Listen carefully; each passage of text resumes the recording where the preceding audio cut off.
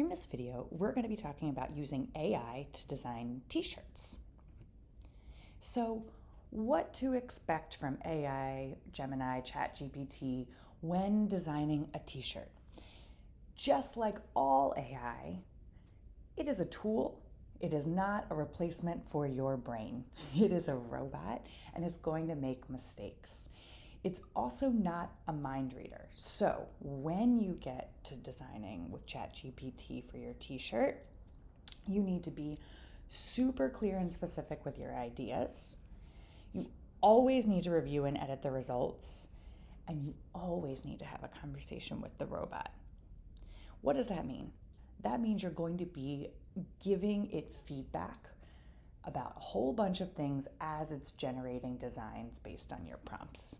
I think that the best design ideas when using ChatGPT come from when you already have the picture in your brain and you can describe it with great detail to the robot. That's the best results. Something that comes up a lot is this cheating for design work? For our purposes, and this case, no, it's not. Because we're not saying, oh my goodness, look at my beautiful design that I spent hours on designing this graphic art in Procreate or Adobe Illustrator. We're not saying that. We are saying that we used our ideas to generate a design using the robot. And also, this is just for one task per design. So we're not expecting a whole design project to come out of, 1 hour or so of work. And the main thing is you're using this to support your brain power, your ideas, not replace your thinking, just like all ChatGPT outputs. So when we're designing t-shirts, in this case, we're designing a graduation t-shirt. When you're watching this video, you might be doing another type of design, but in this case, we're using that as our starting point. You want to include very specific ideas, such as what you're making. So tell it the format. In this case, we want to design a t-shirt for graduation. You want to include the imagery, such as logos, mascots, embellishments, details, and other visuals. You want to include any words. So in this case, I wanted to include Bronx Arena class of 2026.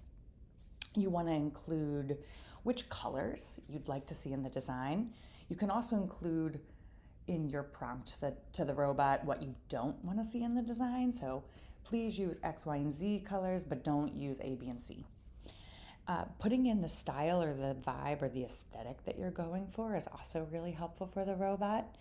And who it's for or the target audience is also super helpful. So putting in something like, in this case, teenagers and young adults graduating from high school as the target user helps to generate a different type of style than if the target audience was grandparents.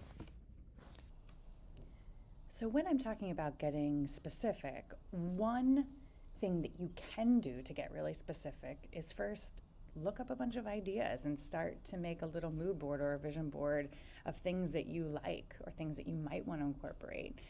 These can be based on font styles, color choices, visuals. In some of these cases, in these examples, a sense of humor. But it can really be, these visuals can help guide your thinking and guide how specific you get the prompt to be. So this was the prompt that I ended up with as the input. So the input is, please design a t-shirt for the class of 2026. We are Bronx Arena High School, located in the Bronx, NYC. Our colors are blue and gold. Our mascot is a lion. Please include a visual of the lion and a crown, and make this t-shirt in a style that high school graduates would like. So you can see that I ticked off all of the boxes here on the left, the input prompts, the indicators, and then let's see what happens when I put that into ChatGPT. So let's take a look at what this prompt looks like when we run it through Gemini. Things to note, you do need to be logged in for image generations in most ChatGPT websites. So I'm logged in here with my Bronx Arena account. There is a limit for how many images it will generate a day in 24 hours. So this on Gemini, it's 20 images for free a day. But I'm noting that I've logged in my Barnshaw-Sijan account because if you happen to have a personal account too, you could do another 20 with that personal account as well. But just know that every time you run the prompt, even the same prompt will yield different results. So anyway, I ran this prompt through Gemini and it spit out this one. And so then I started to give it feedback. I started to have a conversation with the robot. I asked it to remove the background, which it did. Then I asked it to remove some of the redundant text, which it did, but it didn't remove the imagery. And so you can see that I went back and forth with it until I landed here. And then I wanted to do a fresh start because I wanted to start completely over to try another one. But instead, it put fresh start in the t-shirt. So you need to be really directive with the robot to make sure that what it's giving you is what you actually want. The more detailed, the better. So now let's take a look at what this exact same prompt looks like in ChatGPT. Again, also have to be logged in for this one. And reminder, ChatGPT only gives you 5 a day in 24 hours. So I put in that prompt, and then this was the output. And I started to have a conversation with it about things that I wanted removed, things I wanted to keep, things I wanted to tone down or change or intensify. And we got to here after a few, and it gave me 2 options that I really liked. And then, of course, I ran out of image generation for the day.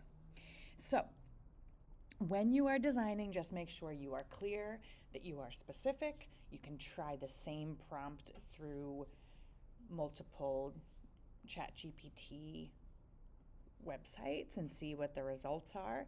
And I also highly recommend that you write your prompt down somewhere outside of ChatGPT to begin with. And then you can always log in and see what your conversation was with the robot. But starting with that prompt, I think, gives you a great thing to look back on and a sense of what you need to edit and will help you learn for making your prompts even better and more specific in the future. When you are done with your design, you'll hit this little button. It's a download button. You can download it or copy the link and send it to Lisa. And in Gemini, it works in a very similar way. Download full size, and then you can email to Lisa. Happy designing. I cannot wait to see what you make. If you need help, please let me know.